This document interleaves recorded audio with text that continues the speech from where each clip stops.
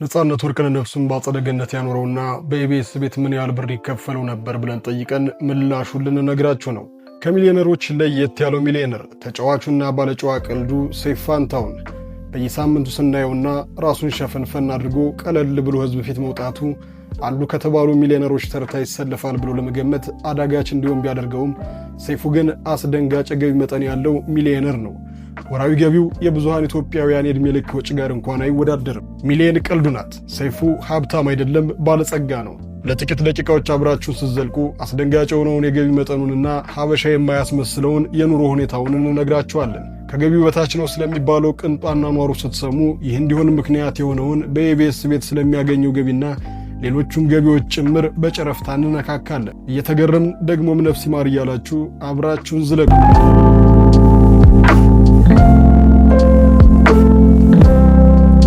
ሰይፉ እንደ አብዛኛው ሀብታም በንግድ ሚሊዮነር አልሆነም። ከሚዲያው ዘርፍ ርቆ አያውቅም። ከፍተኛውን የሀብት መጠኑንና በየዕለቱ የሚያስገባቸውን ሚሊዮኖች በትክክል ቆጥሮ ይሄን ያህል ሀብት ማለት ከባድ ነው። እንኳንስ ስላለው የብር መጠንና ዕለታዊ አሊያም ወራዊ ገቢ ሊናገር ስለሱ የሆነ ማንኛውም ርዕሰ ጉዳይ ባይነሳ ደስታው ነው።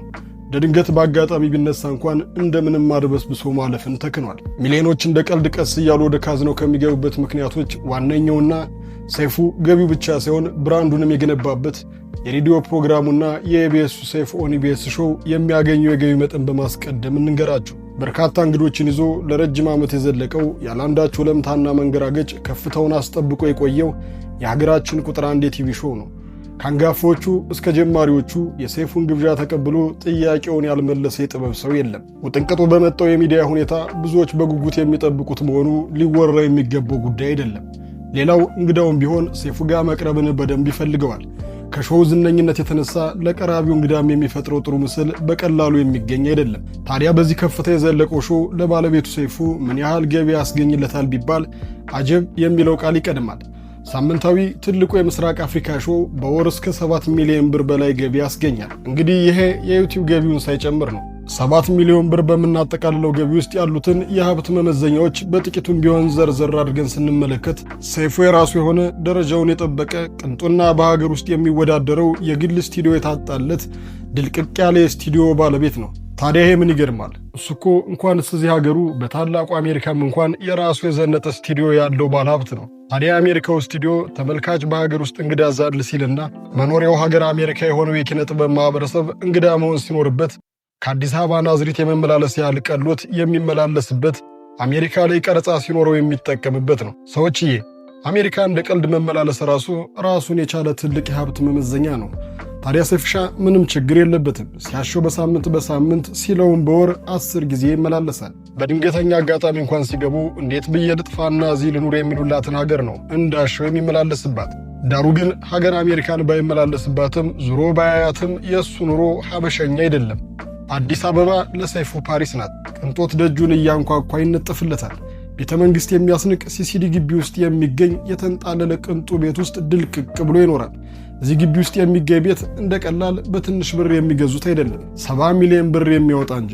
ታዲያ ሰይፉ 70 ሚሊዮን ብር በሚያወጣው ቤት ውስጥ የሚኖረው አኗኗር ማሰብ ነው። ከተገዛ 5 ዓመት እንኳን ያልሞላው ቅንጡ መኪናው 16 ሚሊዮን ብር የሚያወጣ ነው። የተረጋጋ ትዳር ኑሯቸው ሰላማዊ የቤተሰብ ሕይወት ከሚመሩ ጥቂት የኪነ ጥበብ ሰዎች መካከል የሆነው ሰይፉ በቅርብ ጊዜ ለሚስቱ ያበረከተላት አጀብ የሚያሰኝ ስጦታ ላየ። ባልነትስ እንዲህ ነው። ከሰይፉ ወዲያ ደግሞ ስጦታ ሰጭነት ያሰኛል። በቢሊዮነሩ የሰይፉ ወዳጅ ሻህ አላሙዲን ደጋሽነት የተሰናደው ሰርግ ዛሬም ድረስ በምርጥ ሰርግነት መዝገብ ላይ ተመዝግቦ ለዓመታት እንደዘለቀ ነው። እናም እንደዚህ ለዓመታት ሪከርድ እንደያዘ በዘለቀው ሰርግ ያገባችው የሰይፉ ሚስት ቀይ አበባ አሊያም ባለግሩም ማዛ ሽቶ አይደለም ስጦታዋ፣ ውዱ ቪኤት መኪና ነው። ይህ መኪና ከ38 ሚሊዮን ብር በላይ የሚያወጣ ነው። እንግዲህ እሱ ከሚይዘው መኪና ጋር ሲነጣጠር ከእጥፍ በላይ የሚያወጣውና ባለ4 ጎማ ቅንጦትን የማሽከርከር ያለ እንዲሰማ የሚያደርግ ስጦታ ነው። ስጦታ ከሰጡት ሳይቀር እንደ ሰይፉ ያስባለው ይገባዋል። የሚገርመው ለስጦታ የወጣው ይህ ለመጥራት የሚሰቀጥጥ የገንዘብ መጠን ከሰይፉ ገቢ ላይ በጥቂቱ የሚቆነጠር ነው። ታዲያ ከሚመጣው የስፖንሰር ናዳ በተጨማሪ ሌላም ዶላር የሚያፍስበት መንገድ አለ። ከበርቴው ዩቲዩብ ሰይፉ ኦን ኢቢኤስ እና ሰይፉ ሾው የተሰኙ የዩቲዩብ ቻናሎች አሉት። ታዲያ በዚህ በራሱ የዩቲዩብ ቻናል የሚለቀቅ ሲሆን አንዱ ከ2 ሚሊዮን በላይ ሰው ሰብስክራይብ ሲኖረው ሌላኛው ደግሞ ከ1 ሚሊዮን በላይ ተከታይ አለው። ታዲያ አንድ ቪዲዮ በ4 ሚሊዮን ሕዝብ በሚታይበትና ከኢትዮጵያ ዩቲዩብ ቻናሎች 5ኛ ደረጃ ላይ በሚገኘው ቻናሉ በወር እስከ $10,000 ያገኝበታል። ውሎውና ማህበራዊ ህይወቱን ብናይ ጨዋታው ከዲታ እኩዮቹ ጋር ነው። ሰይፉ እንደ አብዛኛው ባለሀብት ፊቱ ሽሽግ ባይሆንም እንኳን ራሱን ቀለል አድርጎ ከህዝብ ጋር የተቀላቀለ ሰው ቢሆንም ዙሮ ሚሊዮነር ነውና ውሎና ኗኗሩ ከመሳዮቹ 10% የማይሞሉ ልጥት ኢትዮጵያውያን ጋር ነው። ታዲያ ገቢውን ከመደመራችን በፊት ከሌሎች ገቢዎች አንጻር ትንሽ የምትመስለውንና እንደ ማንኛውም ሰው ገቢ ሲታይ ግን ድንገተኛ ሎተሪ የሚመስለውን ገቢና ምንጩን እንንገራችሁ። ሰይፍሻ ከ3-4 ዓመት በፊት ጥበብ የቀመሱና ሳይንሱን በደንብ የተረዱ ባለሙያዎችን በመያዝ 1000 ካሬ ላይ ያረፈና ወደ ቢሊየን የሚጠጋ ገንዘብ የወጣበት ቤት አስገንብቷል። ያ ቤት ለውጭ ዜጋ ኢንቨስተሮች እንደሚከራይ እናውቃለን። ታዲያ ሰይፉ በዚህ ቤት ክራይ ምን ያህል ገንዘብ የሚያገኝ ይመስላችኋል? ዛሬ አዲስ አበባችን ውስጥ ጠባብ አንድ ክፍል ቤት ከ15,000 ብር ጀምሮ ይከራያል። ይህንን በቅንጡ ቪላ ቤት ሂሳብ ማሰብ ነው።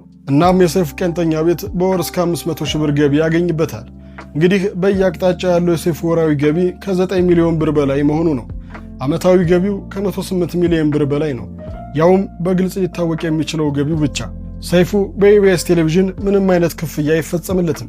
ምክንያቱም የአየር ሰዓቱን ከኢቢኤስ ሚሊዮን ብሮችን በማውጣት ስለገዛው። ታዲያ በዚህ አስደንጋጭ ገቢ መጠን እየኖረ ካለው ኑሮ ጋር በእጅጉ የተሻለና የተራራቀ አይነት ኑሮ መኖር አይችልም ወይ ቢሉ መልሱ በደንብ ይችላል ነው። ሰይፉ ባለው ልክ የማይኖር ባለ ልብ ነው ይሉታል። ምክንያቱም ይሄ ነው። ከተሰጠው ላይ ደህና አድርጎ የሚሰጥና ቀኝ እጅ ሲሰጥ ግራህና የተባለውን ትእዛዝ አዘል ምክር የሚተገብር ቀና ሰው ነው።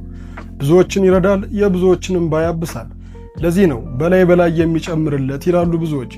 እውነት አላቸው። ሰጪ ከመሆን በላይስ ምን መታደል አለ? አለኝ ሲል የማይሰማው አደረኩ ሲል በስተት እንኳን ተሰምቶ የማይታወቀው ሰይፉ በብዙዎች የሚመሰገንባቸውን የነፍስ ሥራዎች ሰርቷል፣ እየሰራም ይገኛል።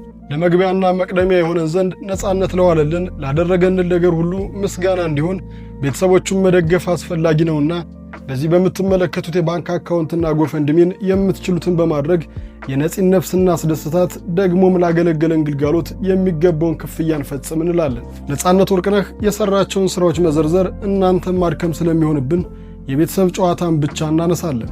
ኢቢኤስ ቴሌቪዥንን በመቀላቀል ከ8 ዓመት በላይ የቤተሰብ ጨዋታን እንዳይሰለች በማድረግ በዕለት ከዕለት ተወዳጅነቱን ሳያጣ እንዲቀጥል ድንቅ የሆነ የአቀራረብ ስልቱንና የፈጠራ አቅሙን ተጠቅሞ በሁሉም ኢትዮጵያዊ ቤት ውስጥ እንደ ቤተሰብ እንዲቆጠር ሆኗል። ነፂ በኢቢኤስ ቤት ከፍተኛ ክፍያ በመከፈል ተወዳዳሪ አልባ እንደሆነ ይታወቃል። እሱ አይደለም ለተወሰነ ጊዜ ከ5 ዓመት በፊት እሱን እንዲተካ የተደረገው እሸቱ መለሰ እንኳን አሁን ያለው ዕውቅና ሳይኖረው ቀደም ብሎ በወር ከ150,000 ብር በላይ ክፍያ እንደሚፈጸምለት ተናግሮ ነበር። ነፃነት ደግሞ በዕውቅናም በችሎታም ሆነ በሙያ ልምድ ከእሱ የተሻለ ነው። እንደውም ነፃነት የዛሬ 5 ዓመት ገደማ የነፃነት ጨዋታ በማለት በናሁ ቴሌቪዥን ጀምሮት በነበረው ፕሮግራም ላይ ናሁዎች እንደ እግር ኳስ ለዝውውር በሚመስል መንገድ 8 ሚሊዮን ብር ክፍያ እንደፈጸሙለት ይነገር ነበር። ያም ሆነ ይህ ነፂ በኢቢኤስ ቤት የቤተሰብ ጨዋታ ለተሰኘው ፕሮግራም ከ350,000 ብር በላይ ሌሎች ጥቅማጥቅሞችን ሳይጨምር ይከፈለው ነበር።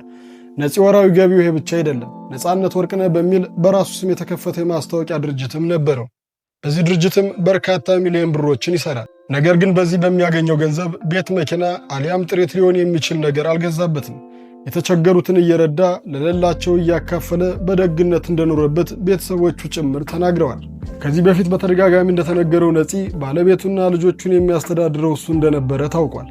ነፂ ለሌሎች ሲኖርና ያለውን ሲያካፍል ነገ አንድ ነገር በወል ልጆች ምን ይሆናሉም ብሎም አላሰበም።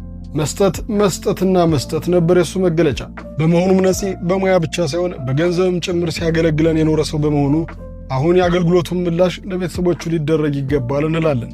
ነፃነትን በድጋሚ ነፍስ ይማር እያልን ሰይፉ በድብቅ ለምታደርጋቸው መልካም ነገሮች ከዚህም በላይ ይክፈልህ።